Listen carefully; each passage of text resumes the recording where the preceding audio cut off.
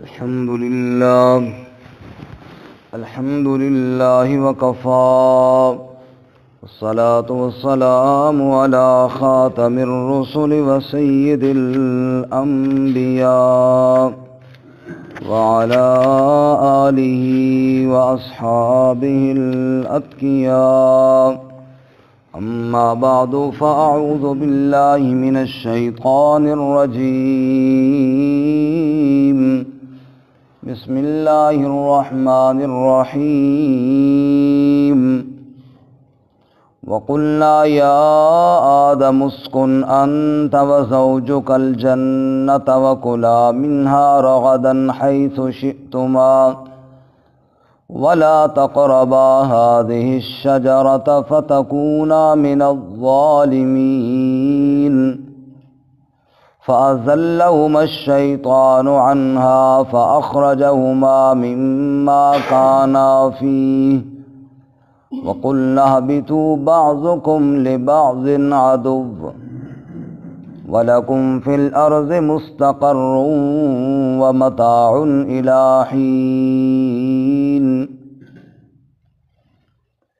وقلنا اور ہم نے کہا یا آدم اسکن انت وزوجک الجنہ، اے آدم رہے تو اور تیری بیوی جنت میں، وکلا منہا اور کھاؤ تم دونوں وہاں سے، رغدن کھلا، حیث شئتما جہاں سے تم چاہو، ولا تقربا ہذہ الشجرہ اور مت قریب جانا اس درخت کے، فتکونا من الظالمین پس ہو جاؤ گے حکم توڑنے والوں میں سے. فأزلہما الشیطان عنہا پس پھسلا دیا ان دونوں کو شیطان نے اس سے، فأخرجہما مما کانا فیہ پس نکلوایا ان کو جہاں سے وہ تھے. وَقُلْنَا اهْبِطُوا بَعْضُكُمْ لِبَعْضٍ عَدُوٌّ اور ہم نے کہا اتر جاؤ تم ایک دوسرے کے دشمن ہو. وَلَكُمْ فِي الْأَرْضِ مُسْتَقَرٌّ وَمَتَاعٌ إِلَىٰ حِينٍ اور تمہارے لیے زمین میں ٹھکانہ ہے اور سامان ہے ایک مدت تک کے لیے. سبحان ربک رب العزت عما یصفون وسلام علی المرسلین والحمد للہ رب العالمین. اللہم صل علی محمد وعلی آل محمد کما صلیت علی ابراہیم وعلی آل ابراہیم انک حمید مجید. اللہم بارک علی محمد وعلی آل محمد کما بارکت علی ابراہیم وعلی آل ابراہیم انک حمید مجید. معزز سامعین، سورۃ البقرہ کا چوتھا رکوع آیت نمبر 35 اور 36 آپ کے سامنے تلاوت کی ہیں. اللہ رب العزت ان کے مطابق صحیح بیان کی توفیق عطا فرمائے. آمین. اور ہمیں قرآن و سنت پر عمل کرنے کی توفیق عطا فرمائے. آمین. گزشتہ سبق میں ہم نے پڑھا کہ اللہ تعالیٰ نے آدم علیہ السلام کی فوقیت کے اظہار کے بعد فرشتوں کو حکم دیا کہ تم آدم علیہ السلام کو سجدہ کرو. سب نے کیا، ابلیس نے انکار کیا اور تکبر کیا اور وہ کافروں میں سے ہو گیا. جب یہ ملعون رامدہ درگاہ ہوا اور اس پر اللہ تعالیٰ کی لعنت ہوئی، اس کے بعد آدم علیہ السلام اور ان کی اہلیہ حضرت حوا علیہ السلام کو اللہ رب العزت نے جنت میں جانے کا حکم ارشاد فرمایا. لیکن یہ بات یاد رکھیں کہ جنت جس کو دارالجزا کہتے ہیں، اعمال کے بدلے میں اللہ کی رضا کے طور پر جو ملتی ہے، یہ وہ والی جنت نہیں، بلکہ یہاں صرف بطور آزمائش کے بھیجا گیا۔ مطلب اس جنت میں جو بھیجا گیا وہ ہمیشہ کے لیے نہیں بھیجا گیا تھا۔ اس سے پہلے ہم پڑھ چکے ہیں آیت نمبر 30 میں، جہاں یہ رکوع شروع ہو رہا ہے، وَإِذْ قَالَ رَبُّكَ لِلْمَلَائِكَةِ إِنِّي جَاعِلٌ فِي الْأَرْضِ، فی الارض کا کیا معنی؟ زمین میں۔ اللہ نے تو بنایا ہی زمین میں بھیجنے کے لیے تھا آدم علیہ السلام کو، ابھی تخلیق نہیں کی تھی۔ بنانے سے پہلے جو فرشتوں کے سامنے تذکرہ کیا تھا تو اس میں کیا فرمایا تھا؟ انی جاعل فی الارض، میں نے زمین میں بنانے والا ہوں، زمین میں بنانے کا ارادہ کیا ہے۔ تو وہاں پھر جنت میں جو بھیجا وہ ہمیشہ ہمیشہ کے لیے تھوڑا ہی بھیجا تھا، جیسا کہ بعض لوگوں کا خیال ہے جی بابا آدم دانا نہ کھاندا تو پھل نہ کھاندا تھا اسی جنت چلے تھے۔ یہ بات نہیں ہے، اللہ تعالیٰ نے تو پیدا ہی زمین کے لیے کیا تھا۔ یہ تو صرف اللہ تعالیٰ نے عملی طور پر یہ دکھانے کے لیے کہ یہ شیطان تمہارا دشمن ہے، یہ شیطان تمہارا کیا ہے؟ دشمن ہے۔ ایک بات زبانی طور پر کہی جائے نا تو وہ اتنا اس پہ یقین نہیں ہوتا جتنا پریکٹیکل کر کے سمجھائی جائے تو سمجھ آتی ہے بات۔ اللہ تعالیٰ نے اس کو پریکٹیکل کر کے عملی طور پر کر کے دکھایا کہ یہ جنت ہے جہاں تم نے رہنا ہے، اور یہ بدبخت تمہیں جنت سے نکالنے والا ہے عملی طور پر، اور یہ تمہارا دشمن ہے، جیسے کہ آج کے سبق میں ہے بعضکم لبعض عدو، تم ایک دوسرے کے دشمن ہو۔ دشمن کو پہچانو اور اپنے گھر کو بھی پہچانو۔ تمہارا گھر جنت ہے اور تمہارا دشمن گھر سے نکالنے والا وہ ابلیس اور شیطان لعین بے ایمان ہے، یہ تمہیں وہاں سے نکالے گا۔ تو اللہ تعالیٰ نے آدم علیہ السلام کو جو جنت میں بھیجا، یہ ہمیشہ ہمیشہ کے لیے نہیں بھیجا تھا، جس کو ہم قرآن میں بار بار اللہ تعالیٰ فرماتے ہیں جنت میں جاؤ، یعنی قیامت کو کہا جائے گا اور پھر خالدین فیہا، اس میں ہمیشہ ہمیشہ رہو۔ یہ وہ والا حکم نہیں تھا آدم علیہ السلام کے لیے۔ خیر، آدم علیہ السلام کے لیے اللہ نے فرمایا وَقُلْنَا، اور ہم نے کہا۔ اللہ فرماتے ہیں ہم نے کہا، یہاں پہ مفسرین فرماتے ہیں قل تو کیوں نہیں کہا؟ قل تو کا معنی میں نے کہا، قلنا کا معنی ہم نے کہا۔ اللہ تعالیٰ نے یہ کیوں نہیں کہا کہ میں نے کہا؟ اللہ کہتے ہیں ہم نے کہا۔ فرماتے ہیں وجہ یہ ہے کہ یہ جو جمع کا صیغہ ہے نا، یہ شاہانہ کلام کا ایک انداز ہوتا ہے۔ بادشاہ جب بات کرتے تو یہ نہیں کہتے میں کہہ رہا ہوں، بادشاہ کہتے ہمارا یہ آرڈر ہے، ہمارا یہ آرڈر ہے۔ اس کے اندر شاہی تکلم ہے، اور رب العالمین تو پھر بادشاہوں کے بادشاہ ہوئی ہے نا۔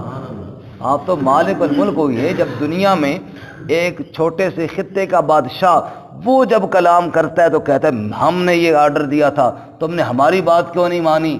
تو جب بادشاہوں کا بادشاہ مالک الملک ذوالجلال والاکرام بولتا ہے تو پھر وہ بھی شاہانہ کلام کرتا ہے۔ تو فرمایا وَقُلْنَا، ہم نے کہا، یا آدم، اے آدم۔ یہاں پہ ایک اور بات بھی عرض کروں، یا آدم آپ کو قرآن میں ملے گا، یا نوح آپ کو قرآن میں ملے گا، یا موسیٰ آپ کو قرآن میں ملے گا، یا ابراہیم آپ کو قرآن میں ملے گا، لیکن یا محمد آپ کو قرآن میں نہیں ملے گا۔ سبحان اللہ۔ یا ایھا المزمل تو ہے، یا ایھا المدثر تو ہے، لیکن یا محمد نہیں کہا قرآن پاک میں۔ کیوں؟ اللہ تعالیٰ نے آپ صلی اللہ علیہ وسلم کا نام لے کر نہیں بلایا، ہمیں بھی حکم دیا قرآن میں یا ایھا لا تجعلوا دعاء الرسول بینکم کدعاء بعضکم بعضا، جس طرح آپس میں ایک دوسرے کو آواز دے کر بلاتے ہو نا، اس طرح میرے نبی کو آواز دے کر مت بلاؤ۔ اور سورۃ الحجرات میں کیا فرمایا؟ ان الذین ینادونک من وراء الحجرات اکثرهم لا یعقلون۔ کچھ اعرابی آئے نا، دیہاتی، نبی صلی اللہ علیہ وسلم گھر میں تھے، باہر سے کھڑے ہو کے آواز دے دیں یا محمد اخرج علینا، صلی اللہ علیہ وسلم، اے محمد ذرا باہر نکلیں۔ اب یہ انداز اللہ کو پسند نہیں آیا۔ اللہ تعالیٰ نے قرآن پاک میں آیت نازل کی ان الذین ینادونک من وراء الحجرات، یہ جو حجروں کے باہر کھڑے ہو کے آپ کو آواز دیتے ہیں، اکثرهم لا یعقلون، ان میں عقل کوئی نہیں ہے، ان میں اکثر میں عقل ہوتا تو آپ کو یوں آواز ہے۔ اس لیے ضد اور تعصب سے اللہ ہمیں ہٹ کے سوچنے اور سمجھنے کی توفیق عطا فرمائے۔ دین سیکھنے سکھانے سمجھے سمجھانے کا نام ہے، پارٹی بازیوں سے اللہ تعالیٰ ہمیں محفوظ فرمائے۔ تو یہ یا محمد نہیں ہے یا آدم تو ہے۔ یا آدم، ہم نے کہا اے آدم اسکن، سکونت اختیار کر رہے، انتا تو و زوجو کا، اور تیری بیوی، کہاں؟ الجنتا، جنت میں رہو، تو بھی رہے تیری زوجہ بھی رہو جنت میں رہے، وَكُلَا مِنْهَا رَغَدًا، اور کھاؤ وہاں سے تم دونوں، رغدن اطمینان سے، کھلا، حیث شئتما، جہاں سے تم دونوں چاہو، جنت میں جو چاہو کھاؤ، ولا تقربا هذه الشجرہ، اور نہ قریب جانا تم دونوں اس درخت کے۔ اب وہ جو ہم جنت میں قیامت کے بعد جائیں گے نا انشاءاللہ، وہاں پر یہ پابندی نہیں ہوگی کہ ادھر جانا ہے اور ادھر نہیں جانا۔ جہاں جب یہ اعلان ہوگا کہ جاؤ ہمیشہ ہمیشہ کے لیے، اس میں یہ پابندیاں نہیں، یہ پابندیاں تو دنیا میں ہیں۔ تو آدم علیہ السلام کو تو اللہ نے دنیا میں بھیجنے کے لیے بنایا تھا، اور یہ اللہ تعالیٰ نے، میں نے جیسے پہلے شروع میں عرض کیا کہ بطور مثال کے سمجھانے کے لیے کہ یہ شیطان تمہارا کیا ہے؟ دشمن ہے۔ اس لیے اللہ تعالیٰ نے فرمایا ولا تقربا هذه الشجرہ، اس درخت کے قریب نہ جانا، فتکونا من الظالمین، ورنہ تم حکم توڑنے والوں میں سے ہو جاؤ گے۔ ظلم کا ایک معنی ہوتا ہے کمی کرنا، ظلم کا ایک معنی کیا ہے؟ کمی کرنا۔ کمی کرنا۔ ایک تو وہ ظالم ہوتا ہے نا جس کو ہم نا انصاف کہتے ہیں، جو کسی پر ظلم کر رہا ہو، جو ہمارے ذہن میں ایک لفظ ظلم کا فوری معنی آ جاتا ہے۔ انبیاء کے لیے جب یہ لفظ بولا جائے تو علماء فرماتے ہیں یہ معنی مناسب نہیں ہے۔ جیسے یونس علیہ السلام کے دعا میں لا الہ الا انت سبحانک انی کنت من الظالمین، تو نعوذ باللہ وہاں یہ معنی نہیں کہ میں وہ ظالم جو ہمارے ذہن میں آتا ہے کہ ظلم کرنے والا، یا جیسے آدم علیہ السلام کی دعا میں ربنا ظلمنا انفسنا، ہم نے ظلم کیا، اس کا مطلب یہ تو نہیں ہے نا۔ تو ظلم کا ایک معنی کمی والا ہوتا ہے۔ ذرا پہلے وہ معنی آپ دیکھ لیں پھر میں مطلب سمجھاتا ہوں۔ سورۃ القاف نکالیں، 15واں پارہ، صفحہ نمبر ہے 269، آیت نمبر 32 اور 33 دیکھیں۔ صفحہ نمبر 269، 267 269، سورۃ القحف، آیت نمبر 32، صفحہ نمبر 269، سورت کا نام ہے سورۃ القحف اور آیت ہے 32۔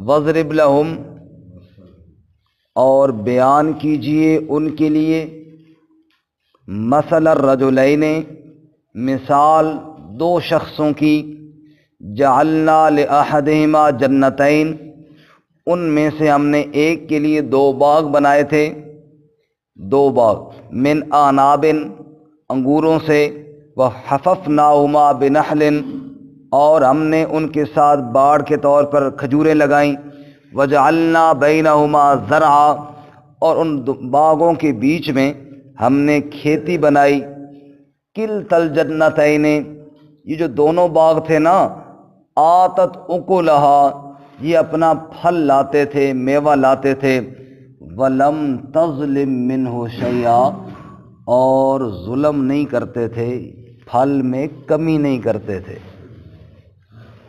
ظلم نہیں کرتے تھے۔ باغ کیسے ظلم نہیں کرتے تھے؟ مطلب یہ ہے کہ پھل میں کمی۔ آتت، دوبارہ دیکھیے اس آیت کو، کلتا الجنتین، دونوں باغ، آتت اکلہا، پھل اپنا خوب لاتے تھے، ولم تظلم، اور کمی نہ کرتے تھے، منہ، اس پھل میں سے، شیئا، کچھ بھی اس میں سے کمی۔ تو ظلم کا معنی کیا ہو گیا؟ کمی کرنا۔ اب یہ معنی ذہن میں رکھ کر واپس آئیے اور سوچئے انبیاء علیہ السلام کے بارے میں جب یہ ظلم کا لفظ آیا۔ یونس علیہ السلام کشتی میں بیٹھے، کس میں بیٹھے؟ کشتی میں. اور دریا سے پار ہونا چاہتے تھے، لیکن وہاں سے ناگہاں دریا میں چلے گئے، پھر وہاں مچھلی کے پیٹ میں چلے گئے. اب جو سبب اختیار کیا تھا یہاں سے وہاں جانے کے لیے وہ تھا کشتی پر بیٹھ کر یہاں سے وہاں جانا تھا، وہ سبب تو سارے کم پڑ گئے نا. سارے سبب کیا ہو گئے؟ کم پڑ گئے، ختم ہو گئے.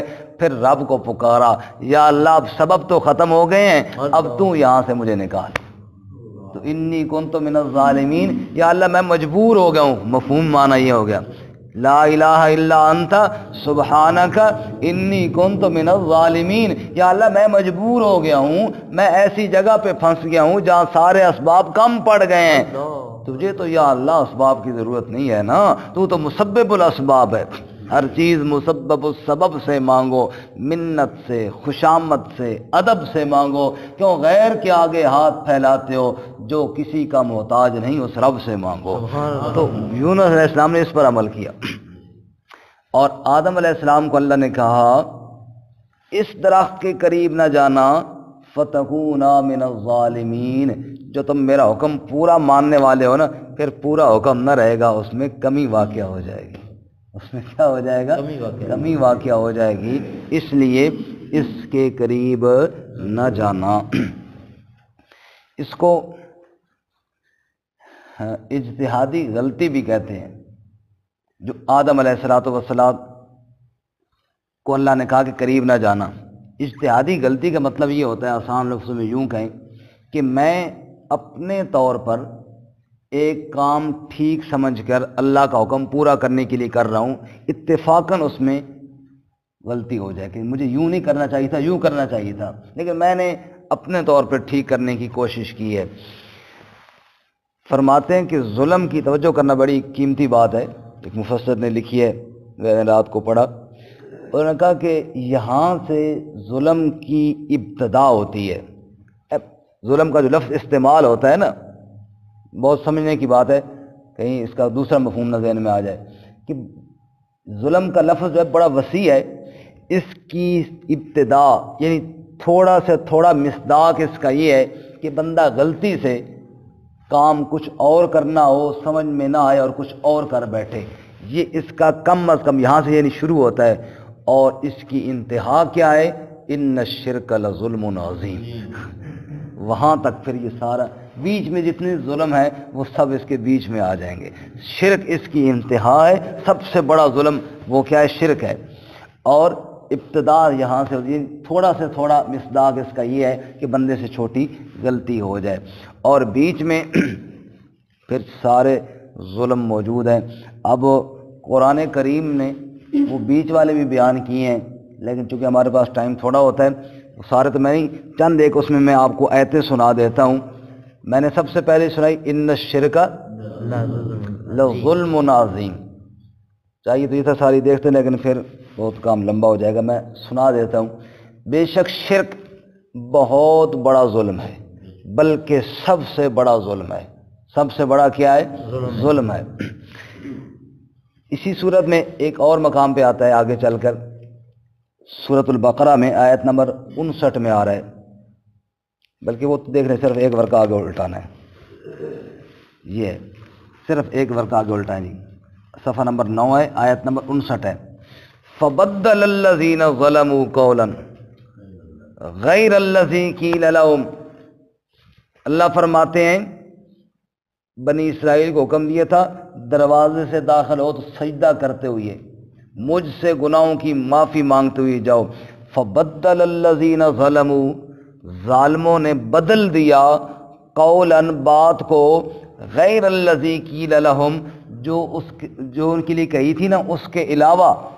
فانزلنا علی الذین ظلموا، پس ہم نے ظالموں پر نازل کیا، رجزا من السماء، سخت عذاب آسمان سے، بما کانوا یفسقون، اس لیے کہ وہ نافرمانی کیا کرتے تھے. جو اللہ کے حکم کو بدل ڈالے وہ بھی ظالم ہے. رب نے کہا تھا سجدہ کرو، انہوں نے بدل دیا اور اکڑتے ہوئے داخل ہو گئے. رب نے کہا تھا مجھ سے معافی مانگو، جیسے بعض روایتوں میں آتا ہے حتۃ، اللہ نے کہا بخشش مانگو، انہوں نے مذاق اڑا کر کہا حنتتن حنتتن، حنتا کہتے ہیں گندم کو، ہمیں گندم چاہیے جی، کڑک چاہیے اساں۔ انہوں نے اللہ کے حکم کو بدل کر مذاق بنا لیا۔ اللہ فرماتا ہے جو میرے حکم کو بدل کر مذاق بنائے وہ بھی ظالم ہے، وہ بھی کیا ہے؟ ظالم ہے۔ اچھا اسی صورت میں آگے آ رہا ہے وَمَنْ أَظْلَمُ مِمَّنْ مَنَعَ مَسَاجِدَ اللَّهِ أَنْ يُذْكَرَ فِيهَا اسْمُهُ۔ ایک ہوتا ہے ظالم، ایک ہے اظلم، بڑا ظالم۔ اللہ فرماتے ہیں وہ تو بڑا ظالم ہے جو مسجدوں سے روکے، اللہ کا ذکر کرنے سے، اللہ کا بڑائی بیان کرنے سے مسجدوں سے روکے۔ مسجد میں داخلہ جائز نہیں، یہاں ہم نہیں داخل ہونے دیتے فلاں پارٹی کو، یہ ہماری مسجد ہے۔ اللہ نہ، اللہ کے گھر سے جو روکے کسی کو اس سے بڑا ظالم بھی کوئی نہیں ہے۔ اسی طرح کتمان حق، سچی گواہی کو چھپانے والا وہ بھی ظالم ہے۔ ومن اظلم ممن کتم شہادۃ عنده من اللہ، اللہ کہتے ہیں وہ بھی بڑا ظالم ہے جس کے پاس گواہی ہو اور وہ گواہی کو چھپائے۔ گواہی کو کیا کرے؟ چھپائے۔ فرمایا گواہی کو چھپاؤ بھی مت۔ جو آدمی بیوی کے حقوق ادا نہ کرے اور اس کو طلاق بھی نہ دے کہ ذرا یہ پھنسی رہے، یہ کیا ہے؟ پھنسی رہے، یہ کیا کرے؟ پھنسی رہے، نہ ادھر کی رہے اور نہ ادھر کی رہے۔ قرآن میں اللہ فرماتا ہے یہ بھی ظالم ہے۔ فرمایا وَلَا تُمْسِكُوهُنَّ ضِرَارًا لِتَعْتَدُوا وَمَن يَفْعَلْ ذَلِكَ فَقَدْ ظَلَمَ نَفْسَهُ۔ فرمایا ان کو اس لیے نہ روکو، مقصد ہی صرف یہ ہو کہ بس ان کو ذلیل کرنا، یہ بات نہیں۔ فرمایا کہ جس نے یہ کام کیا، فرمایا کہ اس نے فقط ظلم نفسہ، اس نے ظلم کیا اپنی جان پر۔ کیوں؟ اللہ تعالیٰ نے یہ رشتہ اس لیے بنایا تھا ایک دوسرے کے حقوق ادا کرو، فرمایا ان کی بھی حقوق ہیں، مردوں کے بھی حقوق ہیں۔ یہ رشتہ آبادیوں کے لیے ہے، یہ رشتہ کسی کو تنگ کرنے کے لیے نہیں ہے۔ اسی طرح اللہ کی حدود سے تجاوز کرنا، نعوذ باللہ۔ مثال کے طور پہ مرد کے لیے کتنی شادیاں جائز ہیں؟ 4۔ کوئی کہے میں نے 5 کرنی ہے، اس نے کیا کیا؟ حدود سے تجاوز کیا۔ خیر 5 تو 5 نہیں، اساں تو 2 بھی کوئی نہیں کرن دینا، اساں غریبہ کے تجاوز کرنا، اسی طرح جتنے کوئی بٹھائے اتھی بیٹھے رہنے، اٹھ نہیں سکتے، اتنے مظلوم ہیں بیچارے۔ لیکن اگر کوئی کرے تو وہ کیا ہے؟ وہ ظالم ہے۔ فرمایا تلک حدود اللہ فلا تعتدوها، یہ اللہ کی حدود ہیں، ان سے تجاوز نہ کرو۔ ومن یتعد حدود اللہ فاولئک هم الظالمون، جو کوئی تجاوز کرے حدود اللہ سے یہ لوگ کیا ہیں؟ ظالم ہیں، یہ ظالم ہیں۔ جو اللہ کے قرآن کے فیصلے کو نہ مانے اور کہے میں فیصلہ کتاب اللہ سے نہیں کرتا، وہ بھی کیا ہے؟ فمن لم يحكم بما انزل اللہ فاولئک هم الظالمون، اور جو فیصلہ نہ کریں جو اللہ نے نازل کیا ہے یہ لوگ بھی کیا ہیں؟ بولو جی، ظالم ہیں۔ فاولئک هم الظالمون، اللہ کے فیصلے کو نہ تسلیم کریں یہ بھی ظالم ہیں۔ اپنی انفرادی زندگی ہو تب، گھریلو زندگی ہو تب، اور ملک کا آئین ہو تب فیصلہ ہونا چاہیے تو اللہ کے فیصلے کے ساتھ۔ اللہ نے فیصلے کی کتاب نازل کی ہے۔ جو اللہ پر جھوٹ بولے، نعوذ باللہ من ذالک، ایک بات اللہ نے نہیں کہی، کہے جی اللہ نے کہی ہے، نبی پاک نے نہیں کہی، ان پر جھوٹ بولے، جیسا کہ آج کل بہت سارے جھوٹی باتیں مشہور کی جاتی ہیں قرآن اور حدیث کے نام سے۔ فرمایا کہ ومن اظلم ممن افترى علی اللہ کذبا او کذب بآیاتی، وہ بھی بڑا ظالم ہے جو اللہ پر جھوٹ گھڑے یا اللہ کی آیتوں کو جھوٹا بتائے، نعوذ باللہ۔ اللہ کی آیتوں کا تکذیب کرے، ان کو جھوٹا کہے یا اللہ پر جھوٹ گھڑے، یہ بھی کیا ہے؟ بہت بڑا ظالم ہے۔ اصحاب رسول کو جو نبوت سے جدا کرے وہ بھی ظالم ہے۔ اللہ، صحابہ کرام کو جو نبوت سے جدا کرے وہ بھی ظالم ہے۔ کہا تھا مکے والے سرداروں نے محمد صلی اللہ علیہ وسلم تیرے پاس تو ہم بیٹھ جائیں، ان بلال جیسوں کو اٹھا پھر ہم بیٹھیں گے، ان کے ساتھ ہم نہیں بیٹھتے۔ اللہ نے قرآن میں کہا لا تطرد الذین یدعون ربہم بالغداۃ والعشی، میرا محبوب ان کو نہیں اٹھانا، فتطردہم فتکون من الظالمین، اگر ان کو اٹھایا تو فرمایا فتکون من الظالمین، یہ جو کہہ رہے ہیں ان کو اٹھاؤ یہ تو ظالمانہ فیصلہ کر رہے ہیں۔ یدعون ربہم، یہ صبح و شام میری پکار کرتے ہیں، میرے لیے انہوں نے سب کچھ چھوڑا، اور یہ ظالم کہتے ہیں کہ ان کو نبی کی محفل سے اٹھانا چاہیے، نہ میرے محبوب ان کو اٹھانے کی اجازت۔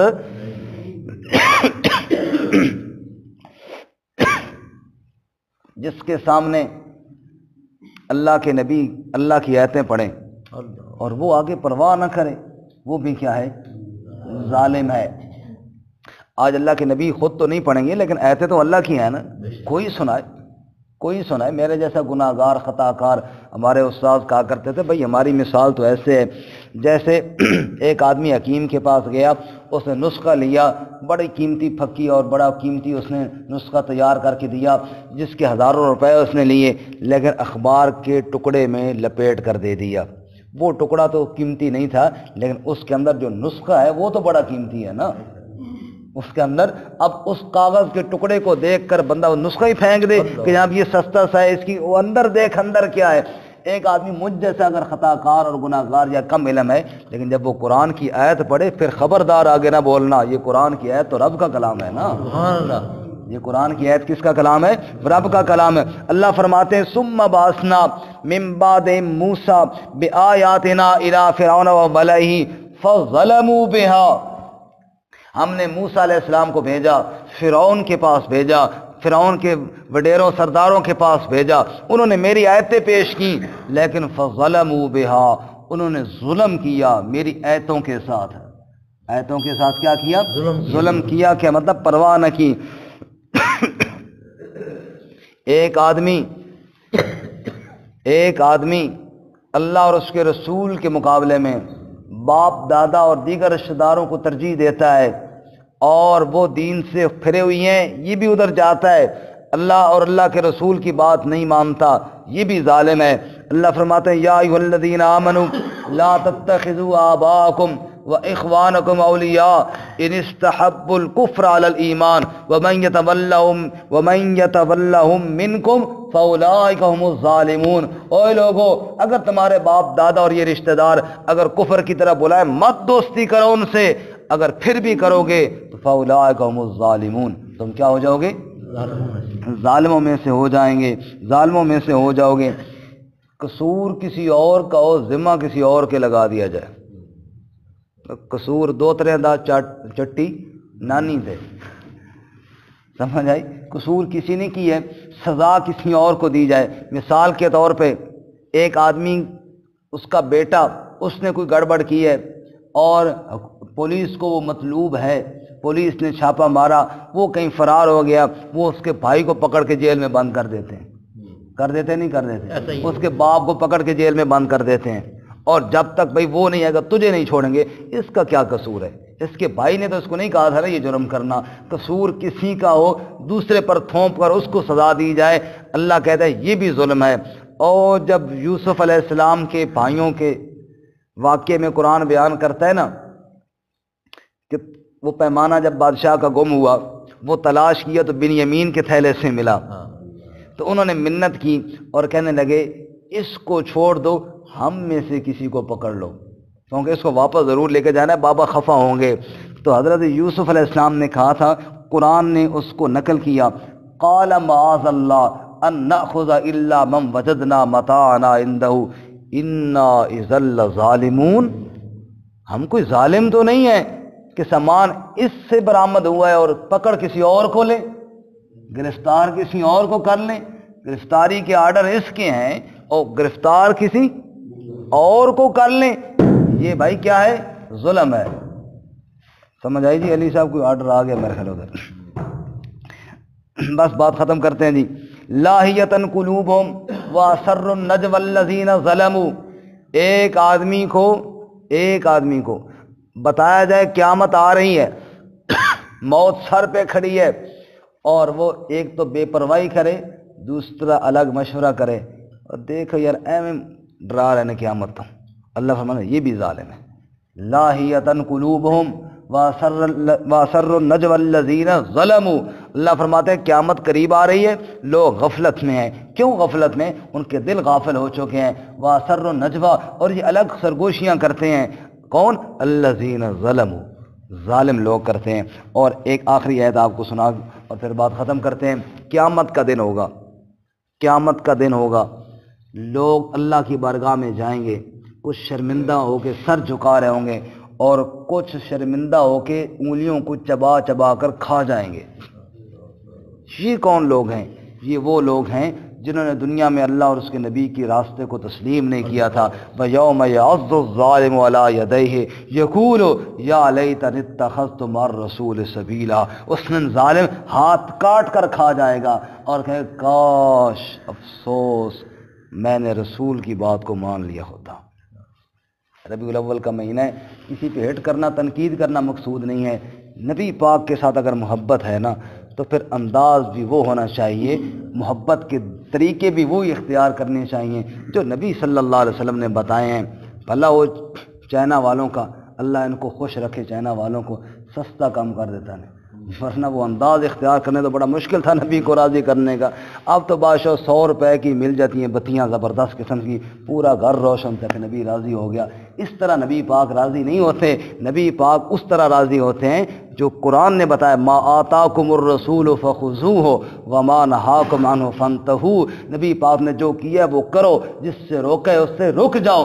نبی پاک صلی اللہ علیہ وسلم کے لیے ہم یہ نعرہ تو لگا لیتے ہیں، غلامی رسول میں موت بھی قبول ہے، پتہ ہے نا کہ کس مارنا ہے میں نے آ کے، لیکن نبی پاک کی محبت میں داڑھی چھوڑنا قبول نہیں ہے، نبی پاک کی محبت میں 5 وقت کی نماز پڑھنا قبول نہیں ہے، نبی پاک صلی اللہ علیہ وسلم کی محبت میں قرآن کو ہاتھ لگانا، یہ تلاوت کرنا یہ قبول نہیں ہے، کیونکہ اس میں کچھ کرنا پڑتا ہے۔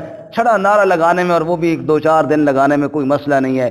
اس لیے میرے بھائیوں وہاں افسوس ہوگا کہ کاش میں نے نبی کی سنت کو اپنایا ہوتا، کاش میں نے نبی کے طریقے کو اپنایا ہوتا۔ اللہ تعالیٰ ہمیں بھی عمل کی توفیق عطا فرمائے۔ اس سے آگے انشاءاللہ اگلی آیت کل بیان کریں گے، یہی والی آیت اس کا ترجمہ سن لیں۔